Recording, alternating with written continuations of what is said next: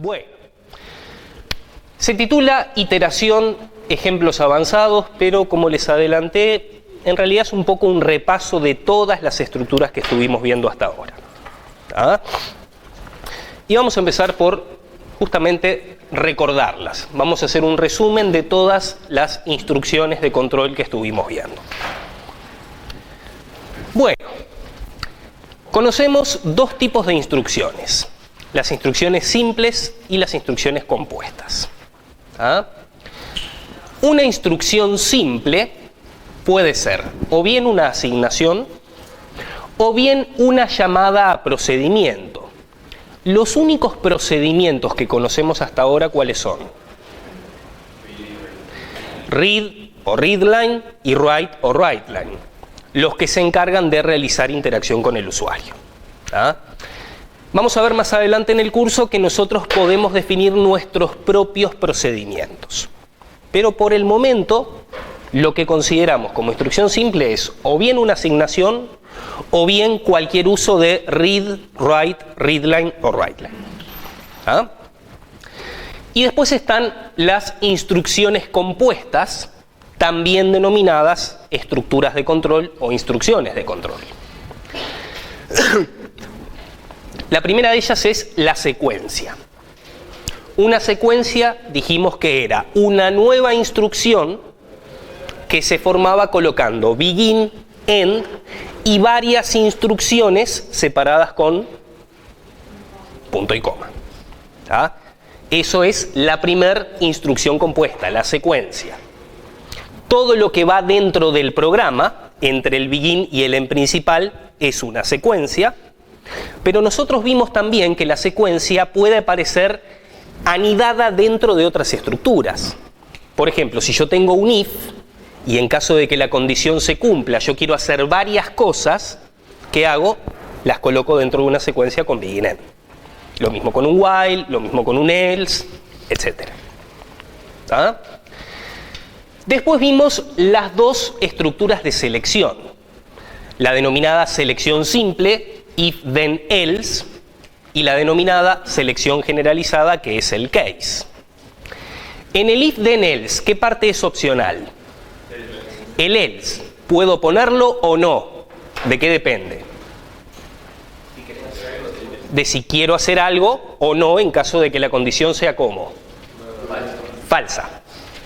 Si la condición es falsa es cuando yo iría al else o me voy si no coloco else. Luego está la selección generalizada, que es el case, que la idea es utilizarla cuando son más de dos opciones posibles. Si solo son dos opciones posibles, ¿funciona el case?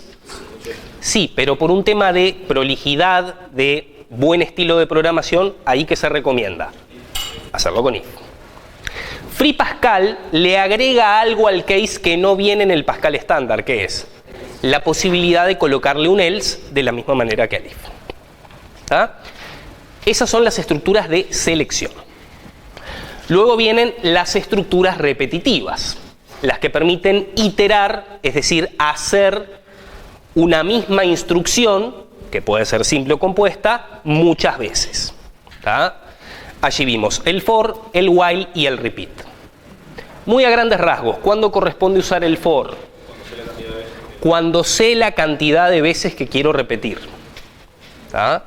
Por ende, cuando no sé la cantidad de veces que quiero repetir, voy a usar alguna de las otras dos, el while o el repeat. Lo que tienen en común, ¿qué es? Que repiten algo en función del cumplimiento de una condición. ¿Ah? Eso es lo que tienen en común. ¿Sabemos de antemano cuántas veces se va a ejecutar lo que pongamos adentro? No lo sabemos. ¿Y qué diferencia hay entre el while y el repeat? El repeat se tiene que ejecutar por lo menos una vez, mientras que el while puede no ejecutarse nunca. ¿Ah? Esto es repaso, esto es lo que hemos visto hasta ahora. ¿Hasta acá? ¿Preguntas de esto? Bueno, vamos a ir ahondando un poquito más. For. Es una estructura de repetición controlada por una variable. ¿Cómo le llamamos a esa variable? Variable de control del for, que toma valores en un rango determinado, desde acá y hasta acá. Dice allí que el cuerpo, es decir, lo que colocamos dentro, puede no ejecutarse nunca. ¿En qué caso ocurre eso?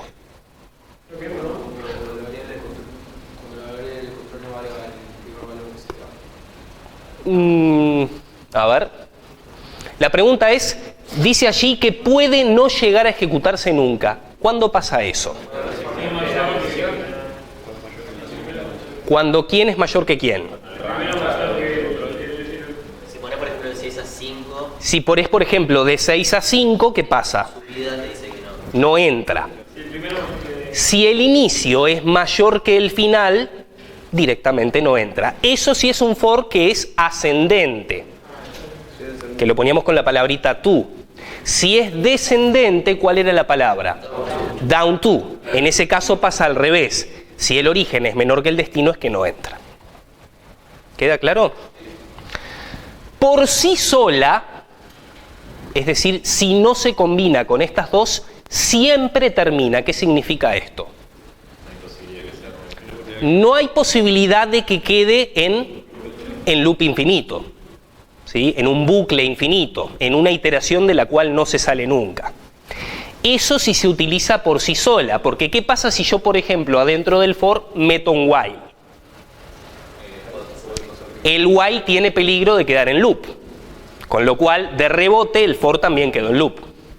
Pero por sí solo el for, si no se lo combina con estas dos, en principio no tiene riesgo ninguno de quedar en loop. ¿Está bien? Las que sí tienen riesgo de quedar en loop son el while y el repeat. Por eso dice allí que puede no terminar nunca. ¿Está? While, repetición controlada por una expresión booleana. Esa es la condición. En el while, ¿la condición se pregunta al principio o al final? Al principio. Y yo voy a entrar al while siempre que la condición sea verdadera. ¿Tá? Si la condición es falsa, me voy. ¿Y cuándo es que puede no ejecutarse nunca? Cuando de una, la primera vez que preguntas por la condición ya te da que es falsa. Ahí se fue. Distinto es el repeat. El cuerpo siempre se ejecuta por lo menos una vez. ¿Por qué? Porque la pregunta se hace al final. ¿Ah? Entonces, yo entro, ejecuto por lo menos una vez la secuencia y pregunto por la condición. ¿En qué caso vuelvo a entrar al repeat? Mientras que la condición sea falsa. Yo voy a salir del repeat cuando la condición sea verdadera. En ese sentido es al revés que el while. ¿Está bien? ¿Hasta acá? Bien. Pragmática del for. Esto significa, vamos a repasar aquellas cuestiones importantes del for. ¿Cuándo corresponde usarlo? ¿Cuándo no corresponde usarlo? ¿Qué cosas está bien hacer con un for? ¿Qué cosas está mal hacer con un for? ¿Ah? Entonces, la idea es repetir algo n veces, donde n allí es una expresión entera. Por ejemplo, esto lo que hace es escribe n asteriscos en la salida. Ese for comienza en 1, termina en n y cada vez que entra imprime un asterisco. ¿Eso es un ejemplo de for bien usado o mal usado? Bien usado. ¿Ah? Dejar n líneas. Es como el anterior, pero en vez de imprimir un asterisco, ¿qué imprimimos?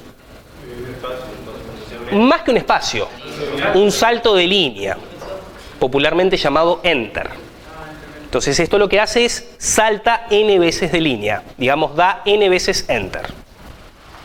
Esto también está bien usado. ¿Ah?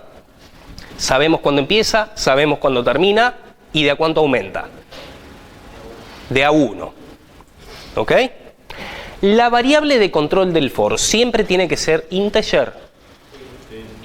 Siempre no.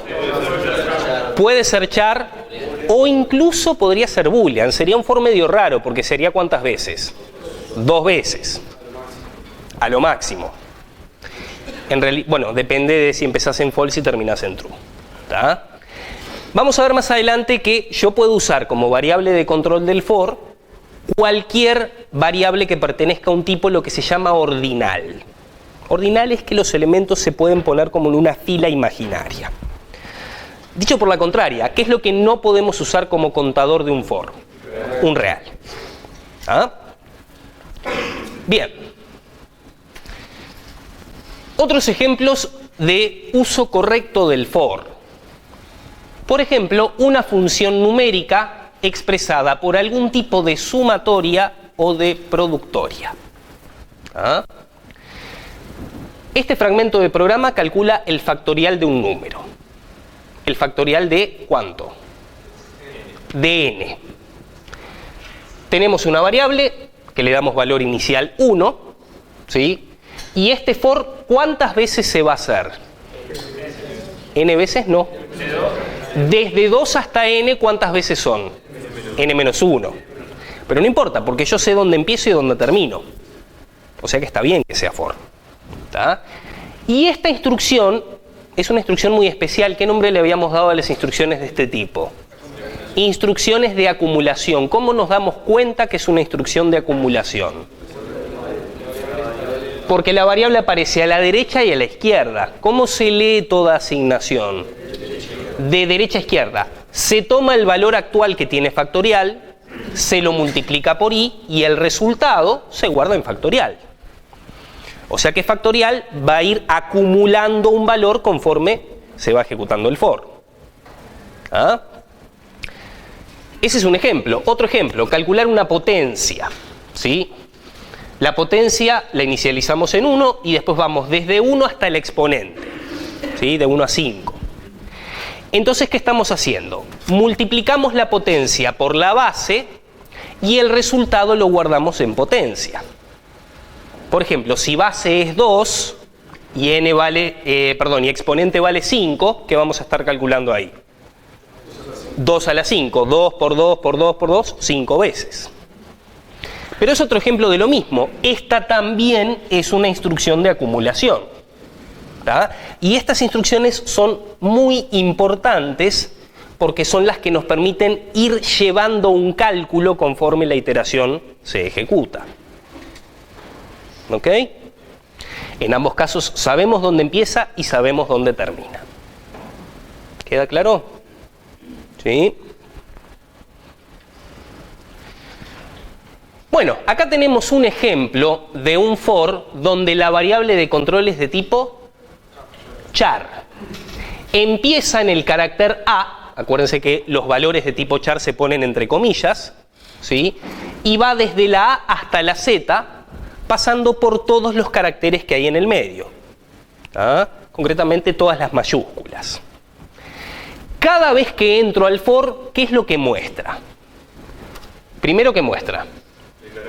El propio carácter, luego una flechita que se dibuja así. ¿Y qué hacía la función ord? Devolvía el valor numérico correspondiente a la codificación interna de los caracteres. Por ejemplo, la codificación ASCII o la que sea que utilice el compilador. ¿Está bien? ¿Cuántas veces se va a ejecutar esto? Tantas veces como caracteres haya desde la A hasta la Z. ¿Sí? En el alfabeto inglés creo que son 24.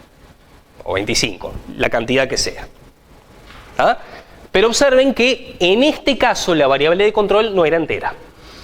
La primera vez que entro, car vale A, la siguiente vez vale B, la siguiente vez vale C, y así hasta llegar a Z. ¿De acuerdo? ¿Es válido mostrar en pantalla el valor de la variable de control? ¿Qué es lo que no es válido con la variable de control? Modificar su valor. Eso dijimos que lo teníamos expresamente prohibido. ¿Por qué razón? No sé si es porque creamos un loop. Porque estamos alterando la cantidad de veces que se va a ejecutar el for. La idea es que la cantidad de veces que se va a ejecutar el for quede determinado pura y exclusivamente ¿por qué? Por el origen y el destino. ¿Está bien? Y dejar que la variable de control vaya avanzando naturalmente. ¿Queda claro eso? Bien. Mostrar los múltiplos de m en el intervalo AB. ¿Está? Empezamos en A, terminamos en B. ¿Sí? ¿Qué pasa si A fuera mayor a B? Directamente no va a entrar. ¿Está mal que no entre? No, está bien que no entre. Ahora, si B es mayor o igual que A, ¿ahí qué va a pasar? Va a entrar. ¿Y cuántas veces se va a ejecutar? B menos A. O sea, la distancia que haya entre A y B. Acá tenemos un ejemplo donde estamos combinando un for con una selección simple. Cada vez que entramos, ¿qué preguntamos acá? Esto era el resto de dividir num entre m. Si eso me da 0, ¿qué quiere decir? Que efectivamente num es múltiplo de m, en cuyo caso lo mostramos. ¿Es válido usar num acá y acá? ¿Por qué? Porque lo estás mostrando o estás consultando su valor, no lo estás modificando. Todas estas cosas ya las hemos charlado, la idea es reafirmarlas. ¿Ah? Bien, ahora cosas que no debemos hacer con for. Errores. Errores conceptuales. No son errores que detecta la compilación. Tampoco son errores de ejecución. Son errores en el sentido de que no es un buen estilo de programación. ¿Ah? Por ejemplo, esto. Preguntar si A es menor o igual que B es totalmente innecesario. ¿Por qué? El propio for ya hace ese control. ¿Tá? Si A fuera mayor que B, ¿qué va a pasar? Directamente se va a ir. Entonces no gano nada con hacer este control previo, porque si yo no pongo esto, el efecto va a ser exactamente el mismo. Que si A es mayor que B, no va a entrar al for. ¿Tá? O sea que ese if previo, consultando por los bordes de la iteración, no aporta nada y por lo tanto no está bueno que esté. Sí. Pero si vos querés hacer una cosa extra para utilizar un else, o sea, y querés realmente utilizar, o sea, cuando sea al revés, hacer otra cosa. Bueno, si tú, por la naturaleza de tu problema, tuvieras necesidad de hacer esta pregunta porque querés, no sé, emitirle un mensaje, ahí podría llegar a ser, pero si el único propósito de este if es controlar los bordes de la iteración, no. ¿Está bien? Porque la propia iteración ya lo controla. ¿Se entendió? ¿Sí? Bien. Hacer esto es más o menos como invocar a Satán. Así. ¿Está? Se abre la tierra, sale Satán y se lo lleva al infierno. Y yo les doy una patada y los empujo. No, yo me quedé de este lado porque no hago eso. Esto es lo que dijimos 800 veces que no hay que hacer. Es más, está puesto en mayúsculas. No modificar la variable de control. Esta es la variable de control. Debemos dejar que naturalmente ella vaya avanzando desde 1 hasta 10. No debemos modificar su valor dentro de la estructura repetitiva. ¿Queda claro? Si ustedes hacen esto en un parcial, es un error gravísimo. Y los errores gravísimos restan muchísimos puntos. Muchísimos. Así que, por favor, no modificar la variable de control. ¿Quedó claro? Esto sí está bien, porque ¿qué hacemos acá? Consultás su valor para hacer una cuenta y mostrar en pantalla.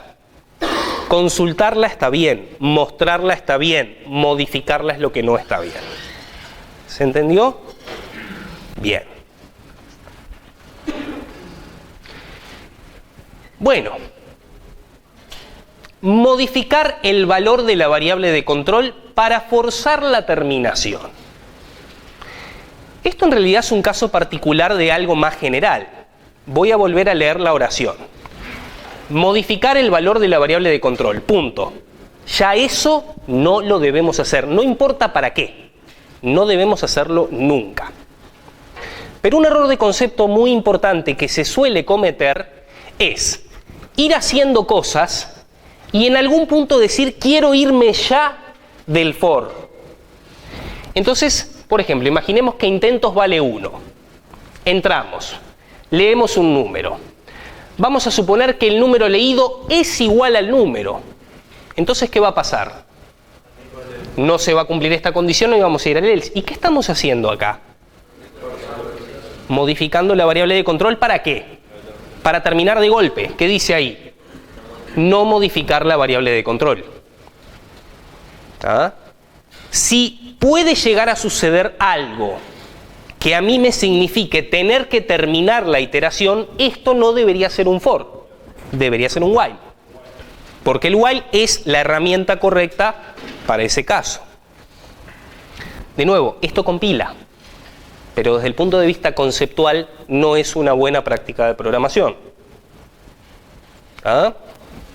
Se atiende la tarea, eso digo, también, o sea, digo, en el sentido, o sea, entre comillas, no sé si... Sí, podés no solamente perder la tarea por esto, sino que además voy a venir yo y te voy a rociar con un lanzallamas.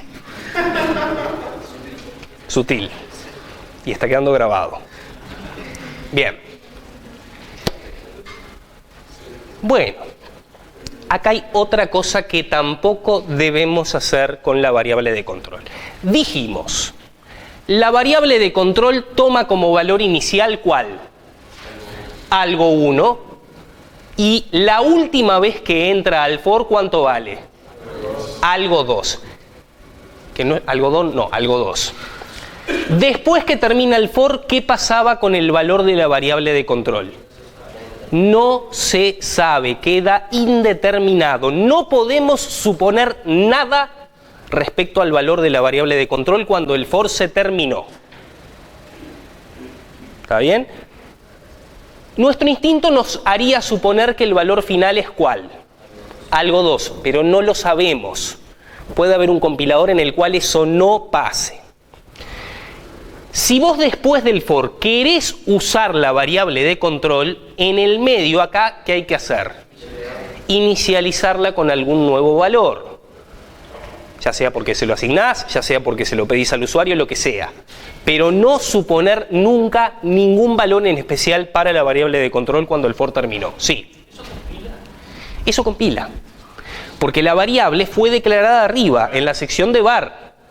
Al estar declarada en la sección var, es usable en todo el programa. Todas estas cosas que vimos compilan, pero no se deben hacer. Sí. Si yo inicializara la variable antes del for, Sí. la uso en el for.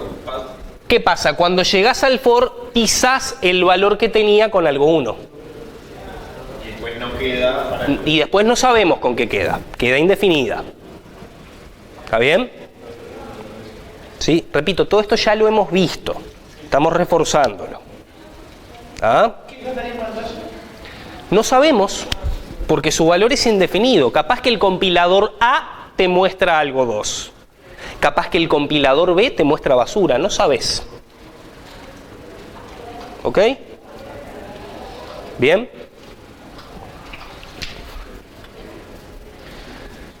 Más errores de concepto con for. Anidar un if innecesariamente dentro del cuerpo de la iteración. Veamos este ejemplo. Queremos desplegar los números que hay en el intervalo AB separados por coma. Queremos desplegar, por ejemplo, si A vale 2 y B vale 5, ¿qué vamos a querer mostrar en pantalla? Vamos a querer mostrar esto. 2, 3, 4, 5. Ahora, después del 5 no queremos una coma. ¿Ah? Entonces, un primer intento podría ser esto. Hacemos el for que va desde A hasta B. Ese for está bien. Ahora entramos, ¿qué hacemos? Mostramos el valor de i, que la primera vez va a ser ¿cuánto? 2. ¿Qué estamos preguntando acá? Si es distinto de b. ¿Verdad? Bueno, si es distinto de b, ¿qué muestra acá?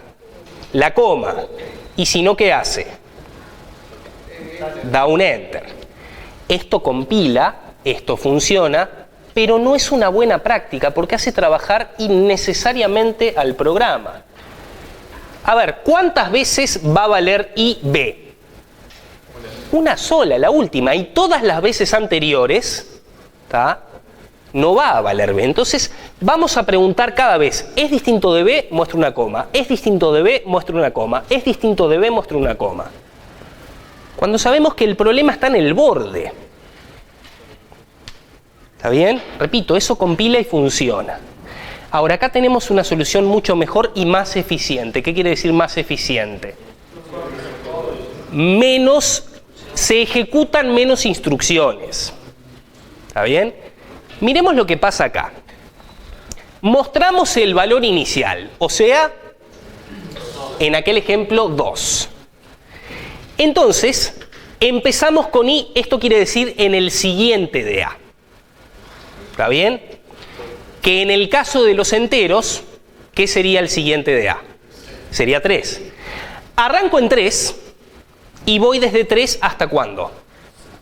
Hasta 5. Entonces, ¿qué hago? Muestro una coma y el 3. Vuelvo a entrar y ¿qué muestro? Una coma y el 4. Vuelvo a entrar y ¿qué muestro? Una coma y el 5.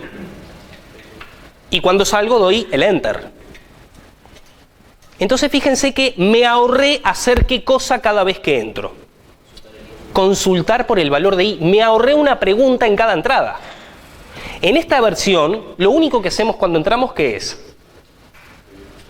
Escribir. Y lo que era el caso borde, lo controlamos al principio. Mostramos el valor inicial y después, a partir del 3 en adelante, hicimos coma el número. ¿Se entiende? Los dos códigos muestran lo mismo, pero este es más eficiente. ¿Ah? Entonces, si ustedes están en una situación en la cual en alguno de los bordes ocurre algo especial, no lo controlen con un if adentro cada vez que entran.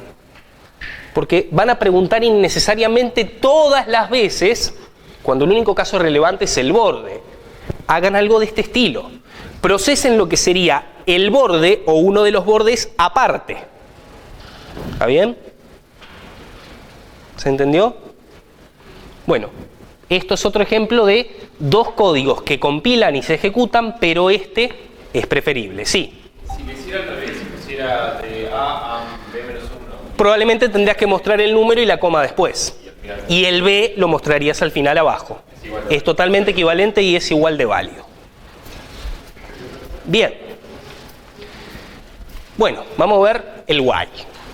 Repasar cosas que está bien hacer con el while, cosas que no está bien hacer con el while, etc.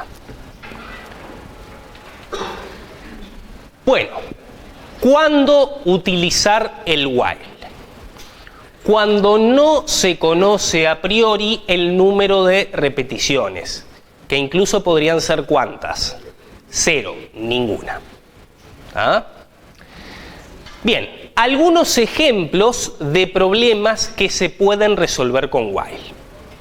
Un ejemplo puntual, pero no el único, son los problemas de lectura con centinela. Estos eran problemas en los cuales yo iba leyendo un valor por teclado hasta que pasara ¿qué cosa? Hasta que aparezca el centinela. ¿Y qué es el centinela? Es un valor especial que a vos te indica que vas a cortar la ejecución y te vas a ir. ¿Ah?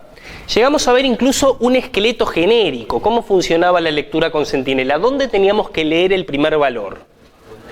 Antes del while, porque podría pasar que lo que el usuario te ingresa la primera vez sea ¿qué cosa? El centinela, en cuyo caso ya no entrás. Ahora, si entras al while, es porque lo que leíste no era el centinela. Ahí haces las instrucciones que coloques dentro del while y la última que tiene que ser leer de vuelta en la variable que estás usando. ¿Ah? De hecho, el primer ejemplo que vimos de while era un ejemplo de lectura con centinela. Y dijimos, no es el único tipo de problemas que se puede resolver con while, es uno de varios posibles. ¿Ah? Otro ejemplo, la división por restas. Esto lo habíamos... ¿Se acuerdan de en la primera clase cuando repartíamos los lápices? Bueno, eso era un ejemplo, digamos, llevado a un caso real de lo que era la división por restas. La división por restas se puede programar con un while y de hecho aparece en una de las diapositivas de clase 5. Es otro ejemplo de uso de while, ¿sí?, que no es una lectura con centinela. ¿Ah? Otro ejemplo más. Se puede calcular el máximo común divisor entre dos naturales. ¿Qué era el máximo común divisor entre dos naturales? El número más grande posible que el resto da 0, ¿para quiénes?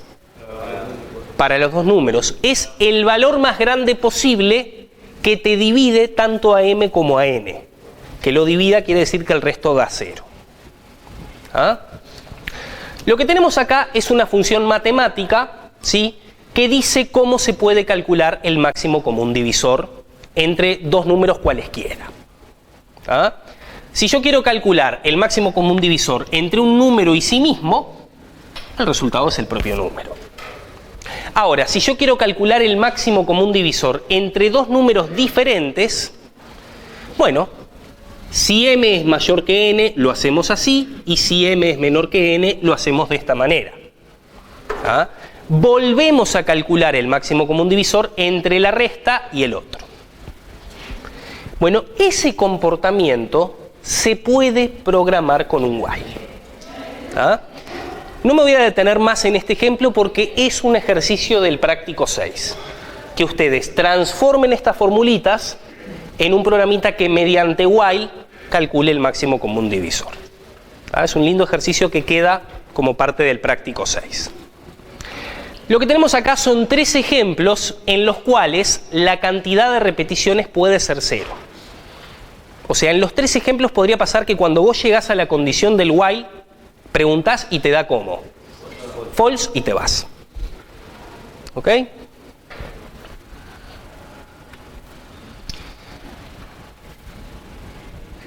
Otra situación en la cual usamos el while.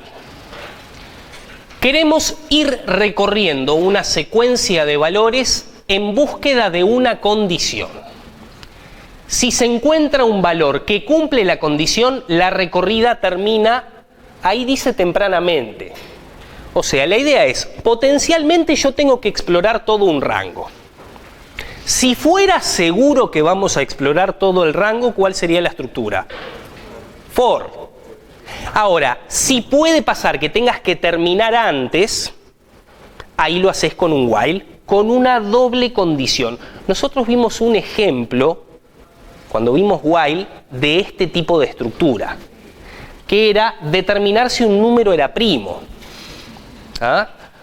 Cuando nosotros vimos este ejemplo, íbamos desde 2 hasta ¿cuánto? Hasta trunc de la raíz cuadrada del número. Había una propiedad matemática que nos decía que teníamos que ir como mucho hasta ahí. Que era más eficiente que ir hasta todo el número y aún más eficiente que ir a la mitad. Eso era un ejemplo puntual. Pero eso es un ejemplo puntual de una estructura más genérica que es esta que está acá. En este tipo de problemas, vos empezás en el primer valor de tu rango. ¿Ah? Y como mucho podrías ir hasta ¿cuál? Hasta el último. Por eso es que tenemos en el while esta condición, mientras el valor sea menor o igual que el último. ¿Está bien? Y después viene la segunda pregunta. Mientras que el valor sea menor o igual que el último y no se cumpla la condición que yo estoy buscando para mi valor, quiere decir que todavía no encontré lo que estaba buscando encontrar. ¿Ahí qué hago? entro y avanzo 1. De nuevo, este siguiente es como el sux, quiere decir le sumás 1 al valor. Volvés a preguntar. ¿Llegué al final? Si la respuesta es sí, ¿qué pasa? Salí y ¿qué recorrí? Recorrí todo el rango. Ahora, si la respuesta es no, ¿qué hago? Pregunto. Digo, bueno, ok, no llegué al final de mi rango. ¿Sí? ¿Se cumple la condición que quiero que se cumpla? Si la respuesta es sí, paro. Si la respuesta es no, ¿qué hago? Entro y avanzo otro más. Este esqueleto, chiquilines, grábenselo a fuego porque es la estructura genérica de cualquier búsqueda. ¿Tá?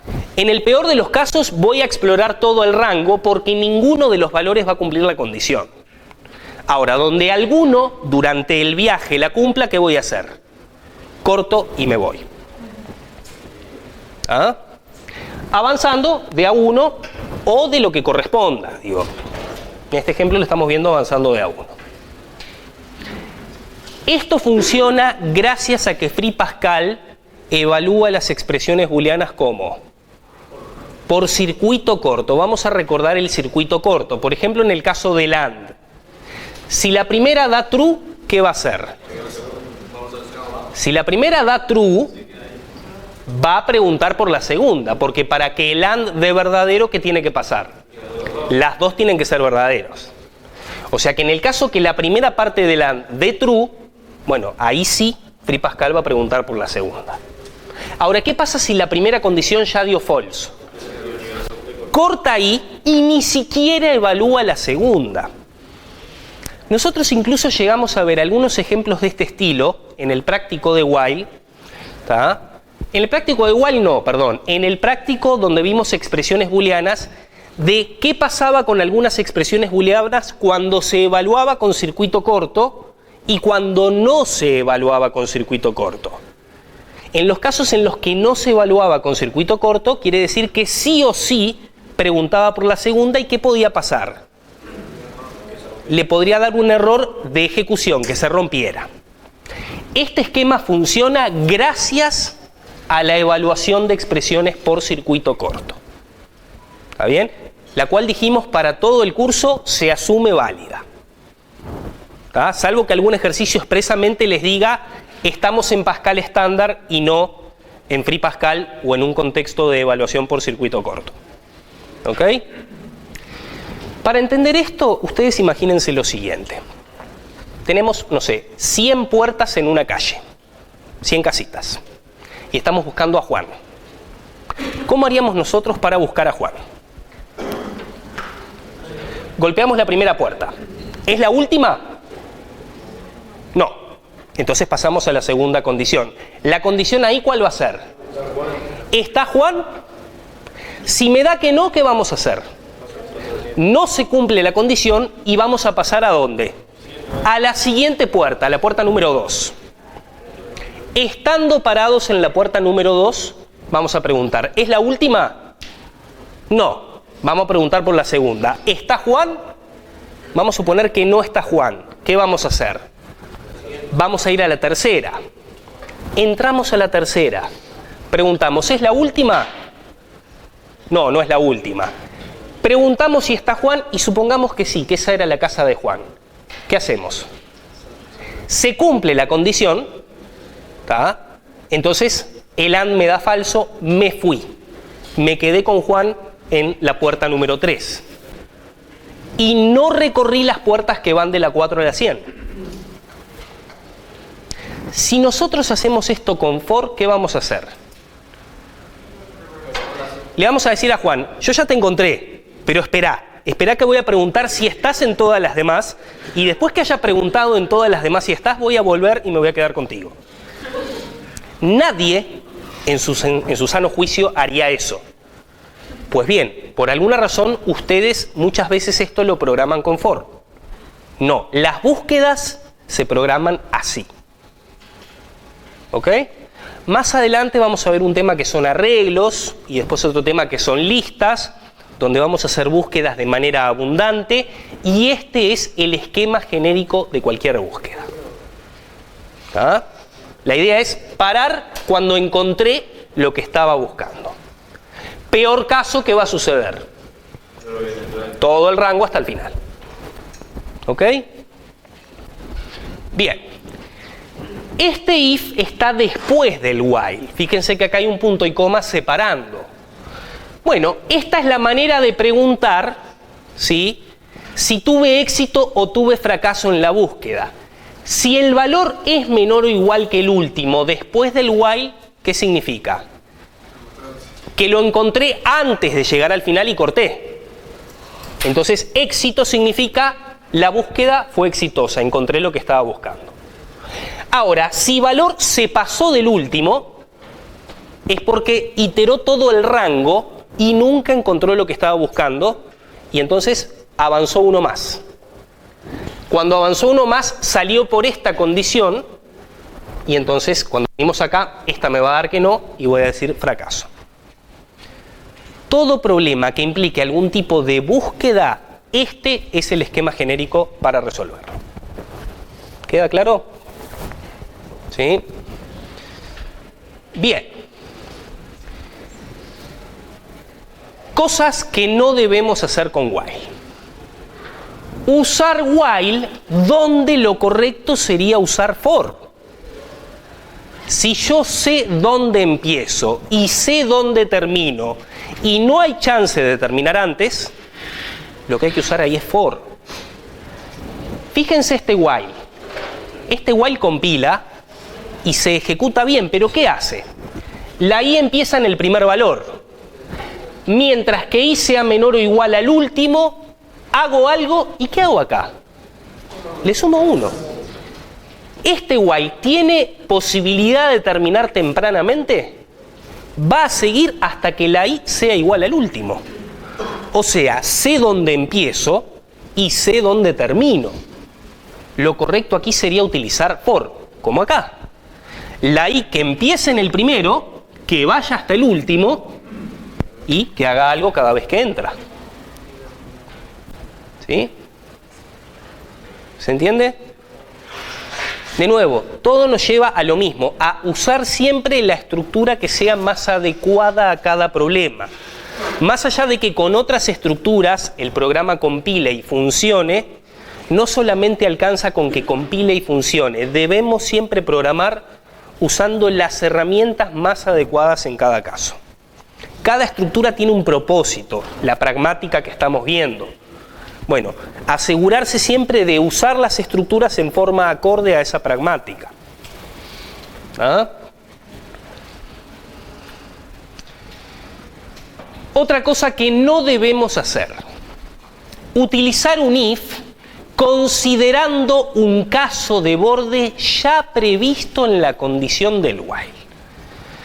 Vamos a mirar esto.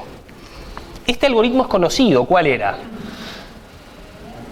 El que determina si un número es primo, que lo vimos en la clase de while. ¿Sí? Este código funciona cualquiera sea el número. Sin embargo, ¿qué le pusieron acá adelante? Un primer if que controla como si fueran casos especiales, ¿cuáles? El 1 o el 2. Dice, si el número es igual a 1 o el número es igual al 2, muestro un mensaje en pantalla y no voy al while. Esto se hace cuando uno piensa que el while no puede controlar esos casos borde. No. Si el while te controla los casos borde, no le pongas un if innecesario adentro. Es algo parecido a lo que pasaba antes con ponerle un if al for preguntando por los bordes.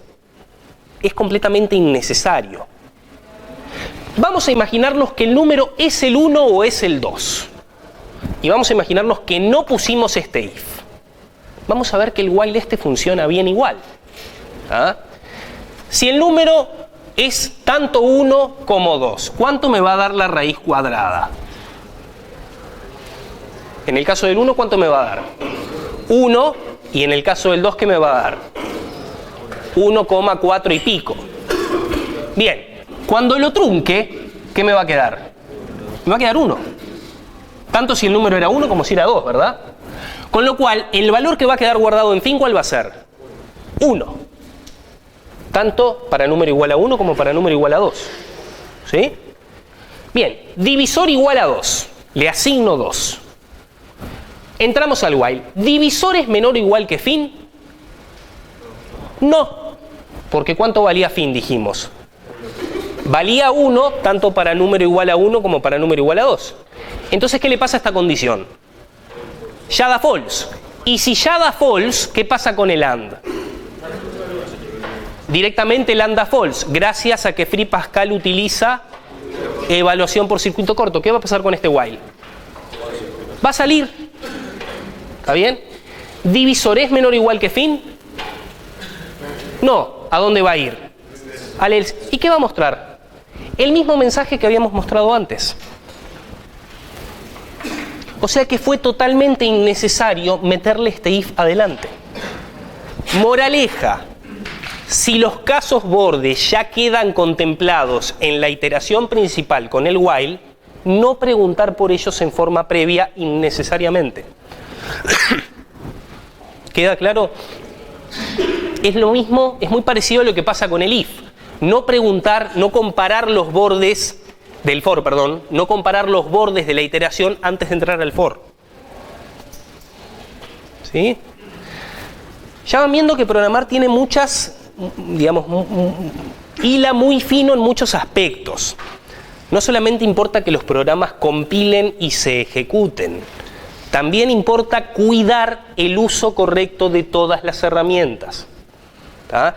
Y vamos a ser muy puntillosos tanto en los laboratorios como en los parciales. ¿Ok? ¿Hasta acá? Bien. Bueno, otro ejemplo de algo que está mal hecho con el while. Lectura con centinela mal diseñada. Recordemos el esquema correcto de una lectura con centinela. Lo primero que hago, ¿qué es? Leo un valor. Luego pongo ¿qué cosa? El while. Dentro del while, ¿qué pongo? Las instrucciones que quiera poner y al final leo de vuelta. Ese es el esquema correcto de una lectura con centinela. ¿Por qué? Porque si el primer valor que me ingresa el usuario fuera el centinela, ¿qué hago? Leo antes, pero cuando pregunto en el while me da que ya es el centinela y me fui. Acá tenemos un ejemplo de una lectura con centinela mal hecha. Miremos esto. Usa una variable booleana. En el libro, estas variables booleanas, ¿cómo las llama el libro? Las banderas. ¿Tá? ¿Nosotros hemos prohibido el uso de banderas? No lo hemos prohibido, pero ¿qué dijimos? Usarlas con discreción, únicamente si no hay más remedio. Si se puede resolver mediante una condición bien armada por circuito corto, hacerlo. ¿Tá? Fíjense que acá pone seguir en true.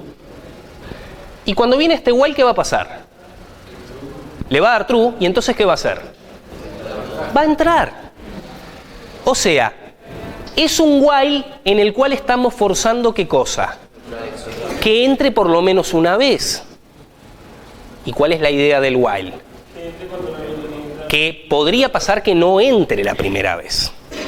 Bueno, acá lee el número. ¿Tá? Vamos a suponer que el centinela en este ejemplo es que sea negativo. Si es positivo, procesa el número. Esto puesto así es pseudocódigo. ¿Tá? Y si no, ¿qué hace? Corta. Imaginemos que justo el primer número que ingresa al usuario es el centinela, o sea, un negativo. ¿Cómo se va a ejecutar esto?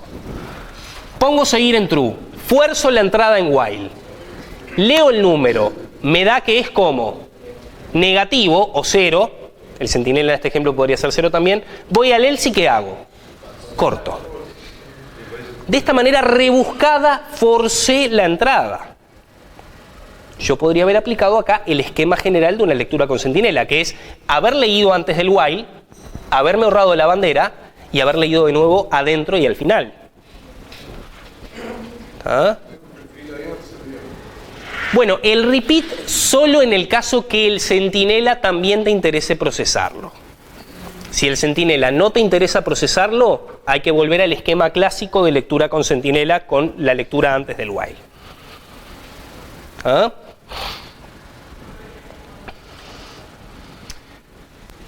Algo que va más o menos parecido al ejemplo anterior.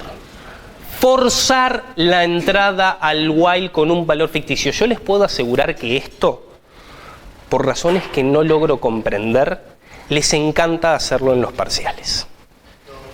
Inventar un valor bien raro para decir, lo obligo a entrar al while. Por ejemplo, no sé, un numeral. O un hashtag, como le dicen ahora. ¿Ah? Entonces, mientras que el carácter sea distinto de fin, vamos a suponer que el fin es el punto. Ponle que estamos leyendo, no sé, una oración. De esta manera, ¿qué estamos haciendo?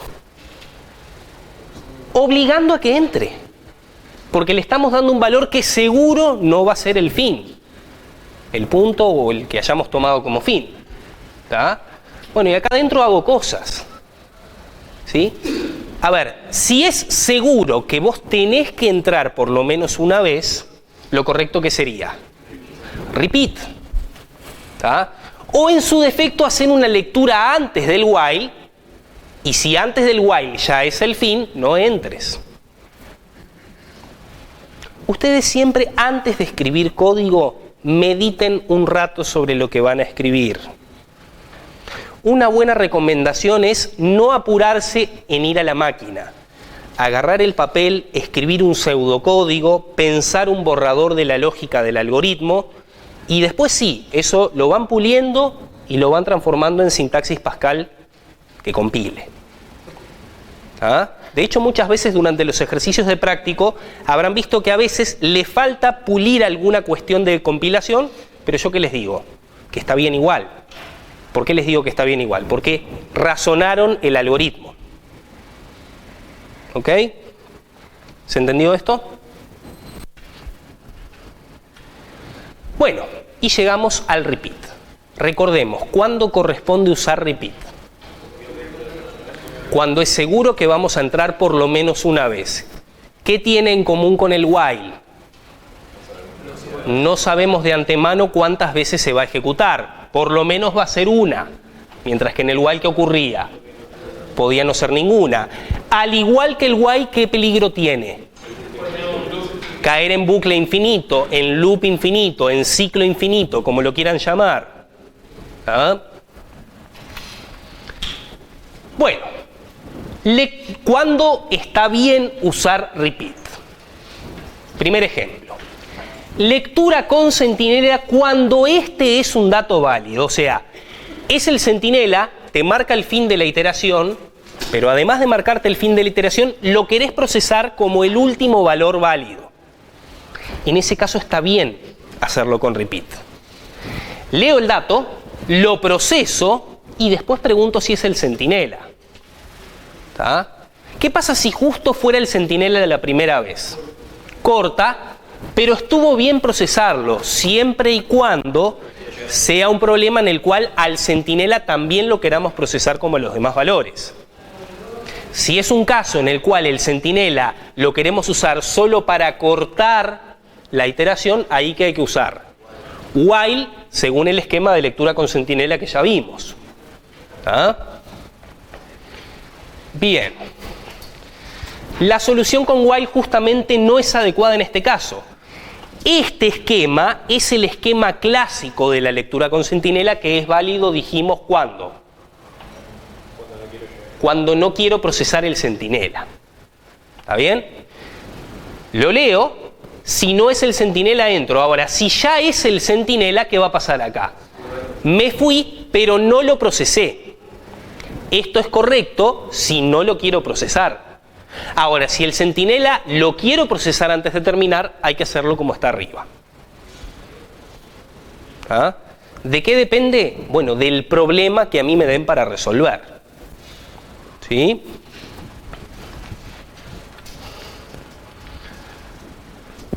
Tratamiento de un menú de opciones. Vamos a suponer que nosotros queremos mantener una iteración y cada vez que entramos le queremos mostrar al usuario opciones. Opción 1, no sé, ingresar los datos de una persona. Opción 2, calcular el sueldo. Opción 3, no sé, hallar un promedio. Opción 4, salir. ¿Ah? Entonces el usuario elige una opción, en función de la opción yo hago algo y después le muestro de vuelta el menú. Así hasta que en algún momento el usuario ingrese la opción de salida. ¿Ah? Eso es válido hacerlo con repeat. ¿Sí? Entro, leo la opción. ¿Está bien? Acá, este case, ¿para qué será? Para saber qué opción fue. Acá le voy a poner los distintos valores posibles para las opciones. ¿Está bien? Si no me ingresa ningún valor válido, por ejemplo, si las opciones van de 1 a 4 y me ingresa un 5, le voy a poner opción errónea. ¿Hasta cuándo? Hasta que la opción sea igual a fin. Sí. Si la primera opción es fin, la voy a leer, la voy a procesar porque a lo mejor en el caso de la opción fin querés terminar de calcular algo o mostrar un mensaje de despedida, ¿tá? Y cuando salís, la opción es fin y te fuiste. ¿Tá? Si fuera un caso en el cual en la opción fin no querés procesar nada, funcionaría de manera similar a una lectura con Centinela. Pondrías antes y pondrías un while. Todo lo que puede hacer con repeat lo puede hacer con while también. Es que todo lo que se puede hacer con una se puede hacer con la otra. De hecho, while y repeat están mucho más cercanas entre sí que el for. Por ejemplo, ahora me podría poner nunca o.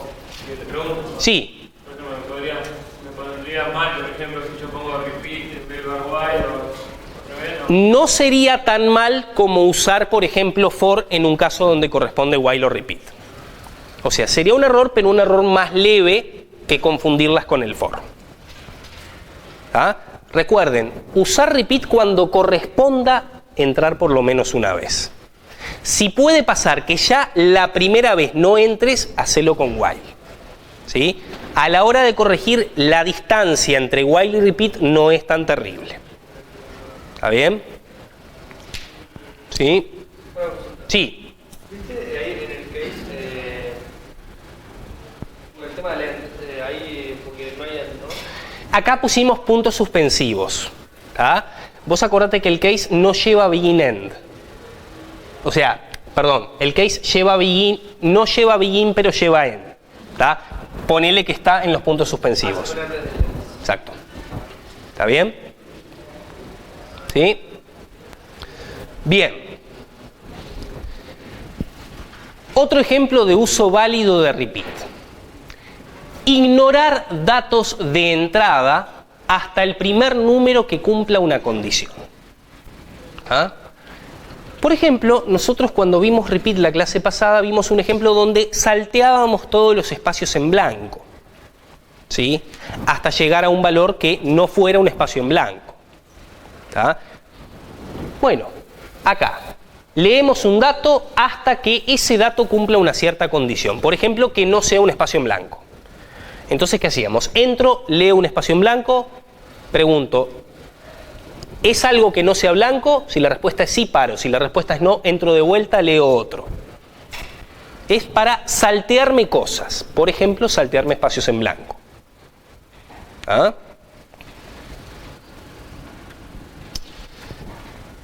Errores con repeat son similares a los errores que se pueden cometer con while.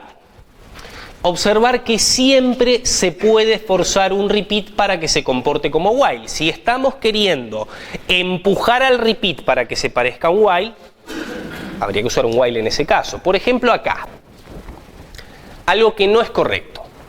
Terminar le pongo false. Entro. Pregunto si se cumple la condición.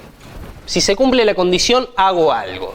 Y si la condición no se cumple, ¿sí? O sea, si la primera vez que pregunto por ella la condición no se cumple, vengo al else y ¿qué hago? Termino. ¿Cuántas veces hice esto? Ninguna. ¿Qué habría correspondido en este caso? Haber hecho un while. ¿Ah? Haber hecho un while, ¿sí? Mientras se cumpla la condición. While, condición, do, hacer algo. Entonces, la primera vez cuando llego, si me da falso, directamente me fui. Esto así es forzar al repeat a que se parezca a un while con un if adentro. Si ustedes están haciendo repeat y le están metiendo un if, piénsenlo 2 veces, porque quizás estén queriendo forzar al repeat a comportarse como un while. No quiere decir que repeat con if esté prohibido, depende de lo que hagas en ese if. ¿Ah? Bueno, algo parecido pasa acá, sin bandera. Si la condición se cumple, hago algo, ¿tá? Hasta que no se cumpla la condición. Entonces, si la primera vez que entro la condición es falsa, ¿qué va a pasar? No va a entrar al if y se va a ir del until. De nuevo, en cualquiera de estos 2 casos, era más elegante hacer while. ¿Ah? Bueno, queda poquito ya, y después pasamos al práctico. Cuidado con las instrucciones de acumulación. Siempre que uno quiera resolver un problema que implique realizar algún tipo de acumulación, hay que tener presentes 3 momentos. Antes de empezar la variable de acumulación, yo le tengo que dar un valor inicial. 0, 1, 2, depende del problema, pero tiene que estar inicializada, porque si yo no la inicializo, ¿con qué valor queda? Basura, un valor indefinido. O sea que siempre que estén ante un problema que requiera acumulación, primero inicializar adecuadamente la variable de acumulación. ¿Ah? Antes de la repetición, y esto no importa si es una acumulación con for, con while o con repeat. ¿Ah? Antes de empezar, le tengo que dar un valor inicial a la variable, pongámosle b. ¿Sí? Dentro de la iteración, for, while, repeat, la que sea, va a venir la instrucción de acumulación. Esto que está acá, a b le asigno f de b, es una forma genérica de decir qué cosa. Tomo el valor de b, le aplico alguna cuenta y el resultado lo guardo en la misma variable. ¿Cómo dijimos que reconocemos las instrucciones de acumulación? La misma variable aparece a la izquierda y a la derecha de la asignación. ¿Y cómo se lee toda asignación? De derecha a izquierda. Se toma el valor actual de b, se le aplica alguna cuenta, la que sea, y el resultado se guarda en la misma variable. Ojo que acumulación no quiere decir que sea solamente suma. ¿Ah? Se va tomando el valor de b, se le aplica alguna operación y se guarda el resultado en b, y eso se repite muchas veces. ¿Sí? Después que la iteración terminó, utilización del resultado. ¿Ah? Son errores habituales omitir alguno de estos, por ejemplo, olvidarme de inicializarla, o ubicar en lugar equivocado estos pasos. La inicialización, ¿cuándo corresponde hacerla? Antes de la repetición. La utilización del resultado luego de la repetición. La instrucción de acumulación durante la repetición. ¿Ah? Bueno, y con esto se terminó. Vamos a mirar un poquito el práctico 6. ¿Tá? Vamos a elegir un ejercicio, lo vamos a charlar y después se van a poner a trabajar y yo voy a empezar por los bancos a que me pregunten lo que quieran, de este ejercicio o de lo que sea. ¿Bien? Ejercicio 2. Escribir un programa en Pascal que lea 2 cosas de la entrada estándar. Una letra y una oración de la entrada estándar. Y calcule la cantidad de palabras que terminan con la letra y están en la oración dada. Por ejemplo, vamos a suponer que el usuario ingresa primero la letra S. El programa le tiene que mostrar un cartelito que diga letra 2 puntos. ¿Ah? Luego debemos leer la letra. Y después otro cartelito que diga la oración. El usuario va a escribir toda la oración como una larga cadena de caracteres y la va a finalizar con un punto. Este problema es parecido a uno que vimos la clase pasada cuando vimos repeat. ¿Qué dijimos de la oración? ¿La vamos a almacenar toda en memoria? No, vamos a ir leyendo los caracteres de a uno. ¿Está bien? ¿Y cuándo vamos a parar? Cuando el carácter sea un punto. ¿Sí?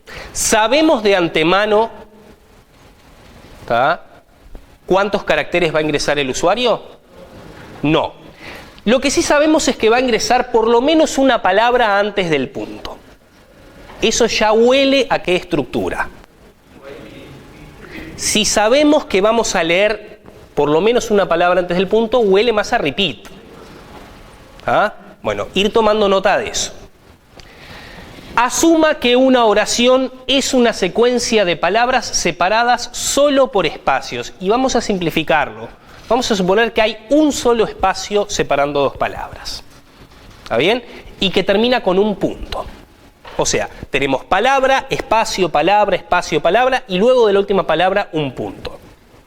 Asuman que el usuario lo que va a ingresar, lo va a ingresar de esa forma. Como mínimo, ¿qué pondrá el usuario? Una palabra y un punto. ¿Hasta acá? Bien. Es lo que dice acá. Asuma que la oración siempre tiene al menos una palabra. ¿Tá? Por ahora vamos a concentrarnos en resolver eso. Después acá nos preguntan qué cambios le haríamos si la situación fuera un poquito diferente. Pero primero vamos a resolver el caso original como lo pide la letra. Bueno, miremos acá. ¿Cuántas palabras terminan con S? 4 palabras, veamos. La, no. Cualidad, tampoco. Indispensable para un buen cocinero es. Ahí que encontramos. Una palabra que termina con S. ¿Está bien? La, puntualidad, pero es 2 palabras que terminan con S. También la de los, 3 palabras que terminan con S. Invitados, 4 palabras que terminan con S. ¿Sí?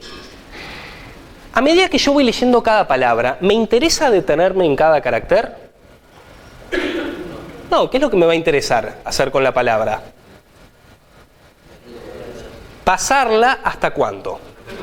Hasta llegar a la última palabra. Hasta la última letra, perdón. Acá tenemos un ejemplo de quiero pasar hasta que pase algo. ¿Eso cómo lo hacíamos? Con repeat. Entonces esto se va delineando con ¿qué estructura o estructuras? Puede ser un for también. ¿For justo? Puede ser, por ejemplo, que sería todo. Pero, ¿cuándo usamos for? Cuando sabemos de antemano la cantidad de veces. ¿Y acá de qué depende? Si vos ponés eso dentro de todo lo que se ingresó en una variable, en un string, y decís. Pero no sé lo que es un string yo. O bueno, una letra. Una letra, pero ¿y cuántas letras vamos a ir leyendo para guardar en esa variable? Ni idea. O sea, justamente for no, porque no tenemos idea, primero, de cuándo es que llega el punto. ¿Una variable de tipo char? No, tú vas a leer los caracteres de A1. Tú vas a leer la L, luego vas a leer la A, luego el blanco y así. Dijimos, no almacenamos toda la oración en memoria. ¿Está bien? Ojo con eso. De hecho, eso todavía no lo podemos hacer porque todavía no tenemos string. ¿Está? Entonces, este problema se parece un poco al problema que habíamos visto con repeat la clase pasada. En la clase pasada nosotros salteábamos blancos ¿hasta cuándo? Hasta llegar a algo que no sea un blanco. Acá, ¿qué es lo que nos vamos a saltear? Nos vamos a saltear cada palabra hasta llegar al final de la palabra. ¿Ah? Entonces, manéjense con la idea de repeat, ¿sí? Manéjense con la idea de, dentro del repeat, ir salteando hasta pasar toda la palabra. ¿De acuerdo? A ver, ¿qué variables vamos a necesitar? Una de tipo char, ¿para qué? Para la primera letra. Después vamos a necesitar por lo menos otra de tipo char, ¿para qué? Para ir leyendo. Y les doy una pista, capaz que necesitamos alguna tercera también. ¿Está? O sea que 2 o 3 variables de tipo char vamos a necesitar. ¿Sí? Y también necesitamos otra variable de qué tipo. Bueno, numérico puede ser real. Numérico de tipo integer. ¿Para qué? Para ir contando. ¿Contando qué cosa? Las palabras que terminan con S, que no es lo mismo que contar todas las S. O sea que ahí huele a una instrucción de ¿qué? De acumulación. ¿De acuerdo? Bueno, pónganse a trabajar. ¿Tá? Son 9:20, vamos a destinar una media hora. ¿Sí? Yo mientras voy pasando por los bancos. Y al final vemos si nos da para discutirlo adelante o si me lo van mostrando a medida que lo van haciendo.